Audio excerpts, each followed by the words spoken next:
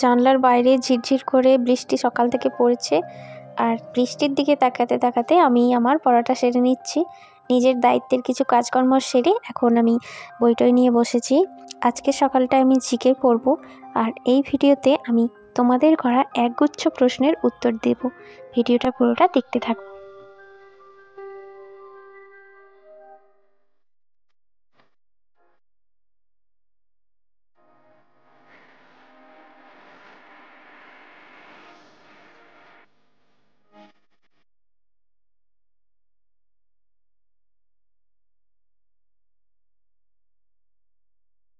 এই প্রশ্নগুলো দেখে না। ফোকাস দৈর্ঘ্য রেসা একক হলো মিটার।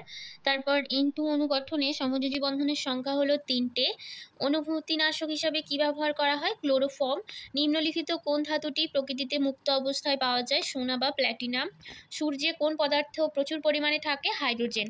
এখানে আরেকটা অপশানে থাকে কিন্তু হিলিয়াম। হিলিয়াম দেবে না, হাইড্রোজেনটা বেশি থাকে, হিলিয়াম থাকে কিন্তু কম, বেশি থাকে হচ্ছে হাইড্রোজেন। উড়োজাহাজের উত্থান কোন নীতির ওপর নির্ভর করে? বার্নৌলি নীতি। কোন যৌগের উপস্থিতিতে তৈলচিত্রের রং কালো হয়?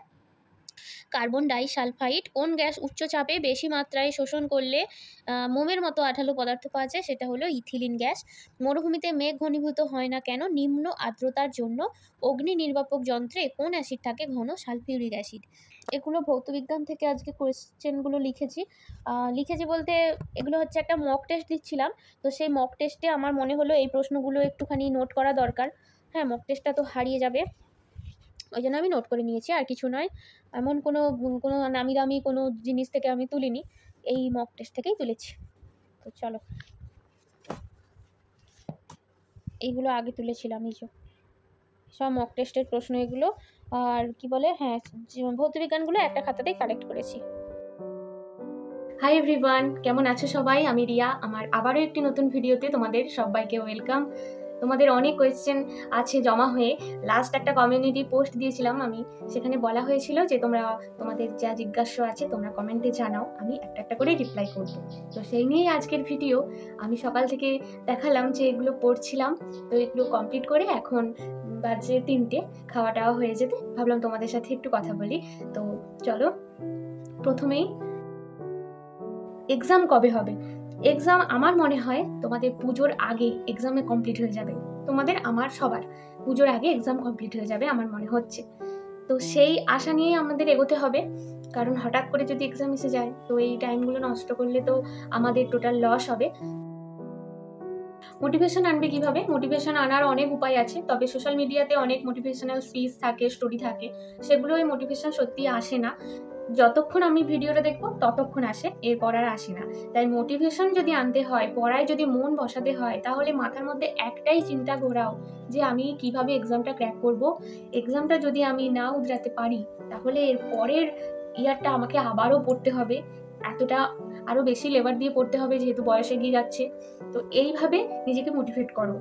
রাতের বেলা শুয়ে মোটিভেট করো, যাতে পরের দিন সকালটা তুমি আবার চার্জড আপ হয়ে যেতে পারো। এইভাবে মোটিভেট করো।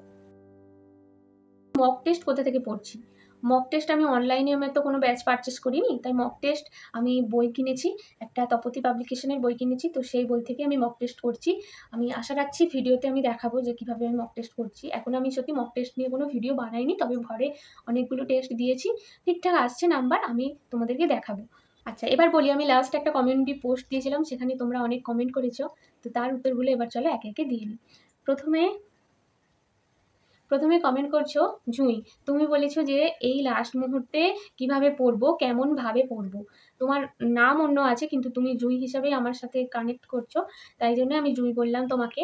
আর কিভাবে পড়বে দেখো, প্রথম প্রিভিয়াস ইয়ার ভালো করে পড়ো, প্রত্যেকটা সাবজেক্টের জন্য গুরুত্বপূর্ণ। আমার নলেজ থেকে আমি তোমাদের এই অ্যাডভাইসটা দিচ্ছি, জানি না কার কি মনে হচ্ছে। প্রিভিয়াস ইয়ার ভালো করে পড়ো। প্রিভিয়াস ইয়ার পড়লে যারা নতুন নতুন এই পরীক্ষায় বসবে তাদের খুব উপকার হবে, আর যারা আগে বসেছে তাদেরও উপকার হবে। তারপর বলবো টেক্সট বুক ভালো করে পড়ো, বেশি বেশি করে এমসিকিউ স্টাডি করো। যে কোনো এমসিকিউ টেক্সট বুক পড়ো, কিন্তু যতই পড়ো তবুও এমসিকিউগুলো স্টাডি করলে কি হয়, বিভিন্ন প্রশ্নের মুখোমুখি হওয়া যায়। জুঁই, তুমি আবারও কমেন্ট করেছো যে লাইফ সায়েন্স আর ফিজিক্যাল সায়েন্সে কীভাবে নাম্বার আনবো বেশি বেশি করে পড়ে। আমার ভিডিও আছে দেখবে, লাইফ সায়েন্স আর ফিজিক্যাল সায়েন্সের মোস্ট ইম্পর্টেন্ট টপিক, সেই ভিডিওটা অবশ্যই দেখবে। এছাড়াও বলবো ডিএনএ আরএনএ কোষ, এইগুলো এবছরের জন্য বেশি ইম্পর্টেন্ট। এছাড়াও স্নায়ুতন্ত্র আর জীববৈচিত্র্য, কারেন্ট অ্যাফেয়ার্স যা যা আছে, হ্যাঁ, নতুন করে কোনো জাতীয় উদ্যান অ্যাড হলো কি না, এসব জিনিসগুলো পড়ে রাখবে। রোগ তো আছেই, আমাদের তো এটা রোগ টোগ নিয়ে কারবার চাকরি লাইফে, তো রোগ বিভিন্ন তার বাহক, কোথা থেকে রোগটা আসছে, কিভাবে প্রতিকার হবে, কে কোন ওষুধ আবিষ্কার করেছে, এইগুলো আমি আমার যে ভিডিও আপকামিং যে ভিডিও বা আগের ভিডিও তোমরা দেখতে থাকবে, আমি পড়ি, হ্যাঁ, যা যা ইম্পর্টেন্ট পড়ি সবটাই আমি বলি, ঠিক আছে। আর একটা কমেন্ট তোমার আছে জুঁই, বলেছো যে কিভাবে পড়বো। কিভাবে পড়বে বলতে, প্রথমে ওই তো বললাম প্রিভিয়াস ইয়ার পড়ো, তারপরে টপিক ওয়াইজ ভালোভাবে পড়ো, টেক্সট বুক খুঁটিয়ে পড়ো, এর বিকল্প হয় না।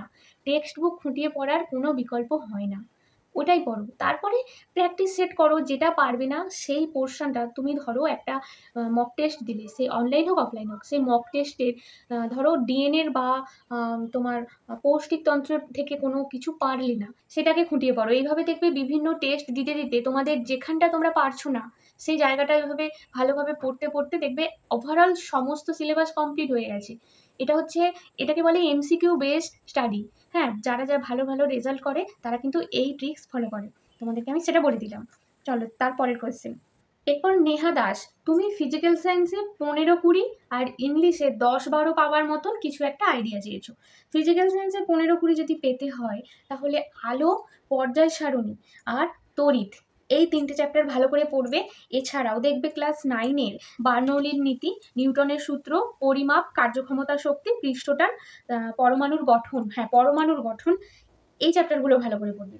এগুলো থেকে ম্যাক্সিমাম কোয়েশ্চেন আসে, প্রতিটা ইয়ারে এসেছে ফিজিক্যাল সায়েন্সে। আর তোমরা একটু মানে ফিজিক্যাল সায়েন্সের ক্ষেত্রে আমি বলবো এমসিকিউ এর থেকে বেশি করে ভেতরে গিয়ে পড়ো, মানে চ্যাপ্টারের ভেতরে বেশ সূত্রগুলো ভালোভাবে পড়ো, সূত্রের যে ব্যাখ্যা, হ্যাঁ সেইগুলো ভালোভাবে পড়বে। আর ইংলিশ যেটা বলবো, ওয়ান ওয়ার্ড ভালো করে পড়ো, আমি বারবার বলেছি ওয়ান ওয়ার্ড ভালো করে পড়ো, একটা কি দুটো আসে। এছাড়াও একটু ভোকাবুলারিগুলো স্টাডি করো, যাতে সিনোনিম অ্যান্টোনিমগুলো তোমরা পেয়ে যাও। সব কঠিন আসে না, কিছু কিছু নলেজের মধ্যে থেকে আসে। হ্যাঁ, তো তোমরা তো মাধ্যমিক উচ্চ মাধ্যমিক সবাই পাস করেছো, সেই সেই নলেজের মধ্যে থেকেও অনেক কোয়েশ্চেন আসে ইংলিশে, তোমরা ইজিলি পেয়ে যেতে পারবে। স্পেলিংগুলো ভালো করে পড়বে। তোমাদের যাদের মানে ছোট থেকে একটু বানানের গন্ডগোল আছে, তারা কিন্তু ভালোভাবে বানানগুলোকে দেখবে। হ্যাঁ, এই অ্যারেঞ্জমেন্ট, কম্পিটিশান, তারপরে স্পেসিয়াস, এইসব বানানগুলো একটু হজবট্ট না, কটা আর আছে বা কটা ডব্লিউ আছে, কটা ও আছে, এই বানানগুলো ভালো করে পড়বে, দেখবে ঘুরিয়ে ফিরিয়ে দিয়ে দেয় স্পেলিংয়ে। তারপর রিয়া, তুমি কমেন্ট করে বলেছো ডেলি 20টা করে জিকে দাও। হ্যাঁ, আমার যে জিকে কালেকশন আছে সেখান থেকে বলেছো দেবো, সবসময় দেওয়া সম্ভব হয়ে ওঠে না। তারপরে বলেছো তুমি দিনে কত ঘন্টা করে পড়ো, কোন সাবজেক্টে কতক্ষণ টাইম দিতে হয় বলো। দেখো, তোমাদের যার যেটা প্রিয় সাবজেক্ট আমি তো জানি না, আমার প্রিয় সাবজেক্ট তো জীবনবিজ্ঞান আর জিকে, আমি এগুলো একটু বেশি করে পড়ি। হ্যাঁ, দেখবে লক্ষ্য করে জিকে আর জীবনবিজ্ঞান। যাই হোক, যেগুলো তোমাদের অপ্রিয় সাবজেক্ট আমি বলবো সেগুলোই বেশি করে টাইম দাও, কারণ আমাদের যেখানে পছন্দ না, যে জিনিসগুলো আমরা পছন্দ না সেগুলো আমরা অ্যাভয়েড করি, ফলে নাম্বারটা কম আসে। তো ভালো নাম্বার পেতে গেলে তো ব্যালেন্স করে থাকতে হবে, তাই বলবো যেটা অপ্রিয় সাবজেক্ট সেটা বেশি করে পড়ো, অন্তত এই একটা মাস বেশি করে পড়ো। আর প্রতিদিন 10টা করে হলেও প্র্যাকটিস করো অঙ্ক আর জিআই, 10টা করে হলে অঙ্ক আর জিআই প্র্যাকটিস করো। আর জীবনবিজ্ঞান ভৌতবিজ্ঞান বলবো প্রতিদিন একটা করে টপিক অন্তত পড়ো, বা তার সাথে মক টেস্ট দাও, দেওয়ার সাথে সাথেও তো বললাম যেখানে পারবে না সেই রকম টপিক ধরে ধরে একটা কি দুটো ডেলি পড়ো, ব্যাস এরকম পড়ো হয়ে যাবে। বর্ষাপতি না কি নামটা আমি ঠিক তোমার বুঝতে পারছি না, বর্ষাপতি না বর্ষা পাত্র, তুমি বলেছো ফিজিক্যাল সায়েন্সের 15 নাম্বার পাবো এমন টপিকগুলো বলে দাও। হ্যাঁ, এইভাবে কি করে বলবো, আলো তড়িৎ এগুলো একটু আগে যেটা বললাম সেগুলো পড়বে। হ্যাঁ, আর NH3H2S, নাইট্রোজেন, হাইড্রোক্লোরিক অ্যাসিড, এই যে বিভিন্ন যে রাসায়নিক যৌগ আছে, তো ওইগুলোর ব্যবহার, কার সাথে কিভাবে বিক্রিয়া করছে, এগুলো পড়বে। এছাড়াও অনেক ছোট ছোট প্রশ্ন আছে, আমার ভিডিওগুলো দেখো, হ্যাঁ আমি যেগুলো পড়ছি দেখতে পারো, সেগুলো পড়ো। হ্যাঁ, সব কিছুর মূলে আমি যাই মানে বাণী বলে থাকি না কেন, সব কিছুর মূলে অধ্যাবসায়, খুঁটিয়ে খুঁটিয়ে পড়া, যত খুঁটিয়ে পড়বে তত ভালো নাম্বার পাবে। আমার কথা শুনেও কিছু হবে না, আর অন্য কোনো টিচারের কথা শুনেও কিছু হবে না। লাইফস্টাইল অনামিকা বলেছ যে ইংলিশে কিভাবে বেশি নাম্বার আসবে, আমি মক টেস্ট দিয়েও 40 বা 50-এর এর বেশি পাচ্ছি না।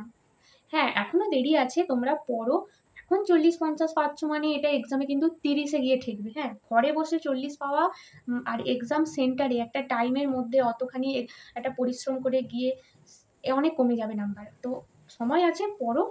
40 থেকে বাড়িয়ে তোমরা বাড়িতে বসে 90 পাওয়ার চেষ্টা করো, তবে কিনা এক্সাম সেন্টারে 60 কি 70 আসবে। আর ইংলিশে কি পড়বে ওই তো বলে দিলাম, ওইগুলো পড়ো। ইংলিশে সব থেকে বড় নলেজ, গ্রামারের নলেজ, ভোকাবুলারির নলেজ, এগুলো তো তোমাদের নলেজ থাকতে হবে। হ্যাঁ, আগে থেকে থাকতে হবে, ছোট থেকে যখন তোমরা ভিত গড়ছো তখন থেকেই নলেজটা থাকতে হবে। এই 1 মাসে পড়ে এমন কিছু উদ্ধার করতে পারবে না। এই 1 মাসে তোমরা শুধু চর্চা করবে, তোমরা শুধু শান দেবে, কিন্তু নলেজ কিন্তু গ্যাদার করবে সেই ছোট থেকে একদম উচ্চ মাধ্যমিক অবধি। হ্যাঁ, তাই বলবো ইংলিশটায় তোমরা যার যতটুকু নলেজ আছে সেই নলেজটাকে চর্চা করে করে বাড়িয়ে যাও। বিভিন্ন বই পড়ো। আমি তো এসপি বক্সির বই পড়ি, ওর বাইরে আমি কোনো বই ইংলিশের পড়ি না। এসপি বক্সির বই তোমাদের সামনে যা যা বই থাকবে সব বইই ভালো, তোমরা পড়ো।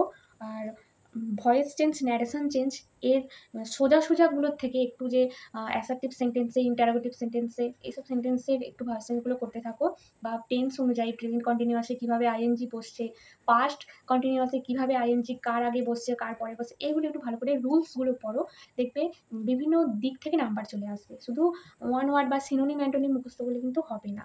বাবলি সৌরভ, তুমি বলেছো, দুটো প্রশ্ন করেছো, ইংলিশে কিভাবে ভয় কাটাবো।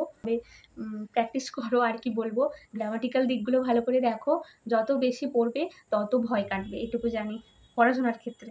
তারপর বলেছো যে ডেলি ম্যাথ সলভ করা দেখাও। হ্যাঁ, শর্টসে কিন্তু আমি ম্যাথ আর জিকেই বেশি দেখাতাম।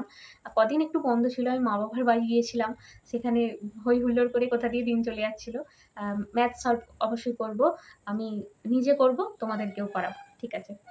তারপর রিমিতা বলছো যে এবছর নাকি এনএমের পরীক্ষা হয় না, প্রতি বছর হয় না, এবছর হবে, পরের বছর হবে না। কি জানি, প্রতি বছরই হয়। 2021 সাল থেকে এক্সামের সিস্টেম চালু হয়েছে। 21 সালে হয়েছে, 22, 23, 24, 25-এ হবে। এখনো ফর্ম ফিল আপ হয়নি, তবে আশা রাখছি হবে। তো হয় না এরকম শুনিনি। এএনএম জিএনএম একটা পরীক্ষার মাধ্যমেই সিলেকশন হয়, তারপরে তোমরা চুজ করবে যে এএনএমে যাবে না জিএনএমে যাবে, এরকম ব্যাপারটা হচ্ছে, ঠিক আছে। আর হ্যাঁ, যদি রিক্রুটমেন্ট বলো, চাকরির রিক্রুটমেন্ট, তো সেটা বলবো প্রতি বছর হয় না, সেটা পরের কথা, আগে অ্যাডমিশনের দিকটা পেরোয় তারপর। তো পরীক্ষা প্রতি বছর হয়। তো কমিউনিটি পোস্টে আমি যা যা কোয়েশ্চেন দেখেছি তোমাদের থেকে কমেন্টের মাধ্যমে, আমি সব কিছুরই রিপ্লাই দিলাম ছোটো ছোটো করে। ভেবেছিলাম আলাদা আলাদা ভিডিও বানাবো, কিন্তু সত্যি কথা বলতে প্রতিদিন আলাদা আলাদা ভিডিও বানানো একটু চাপ হয়ে যায়, পড়াশোনা সামলে ভিডিও তো বানালে হয় না, এডিটিং করতে হয়, সেটাকে আপলোডে নিয়ে অনেকটা টাইম দেওয়ার হয়। তো একটা ভিডিওতে আমি ছোটো ছোটো করে সমস্তটা বললাম। এরপর তোমাদের কী কী জানার আছে এই ভিডিওর কমেন্টে করো, আমি নেক্সট ভিডিওতে আবার উত্তর দেবো। এরপর আমি কী করবো, এখন কটা বাজে, 3:30 বাজে। হ্যাঁ, 3:30 বাজে, তো একটু রেস্ট নিই, তারপরে আমি অঙ্ক করতে বসবো। তো ভিডিওটা কেমন লাগলো জানাবে, আর তোমাদের আরও কিছু কমেন্ট থাকলে অবশ্যই বলবে। হ্যাঁ, যাদের ভালো লাগবে অবশ্যই সাবস্ক্রাইব করে দিও। আর 1000 সাবস্ক্রাইবার আর কয়েকদিন পরেই পূরণ হবে, একদম কাছাকাছি চলে এসেছি। তো 1000 সাবস্ক্রাইবার হলে ভাবছি কিউএনএ ভিডিও আনবো, আই হোপ হয়ে যাবে তাড়াতাড়ি। এই যে বইপত্র সব পড়ে আছে, এখানেই পড়ছিলাম সকাল থেকে, আজকে আর টেবিলে পড়িনি, বৃষ্টি পড়ছে, জানলার দিকে দাঁড়িয়ে থাকি, বিছানাতেই বসেছিলাম। তো এরপর দেখা হচ্ছে।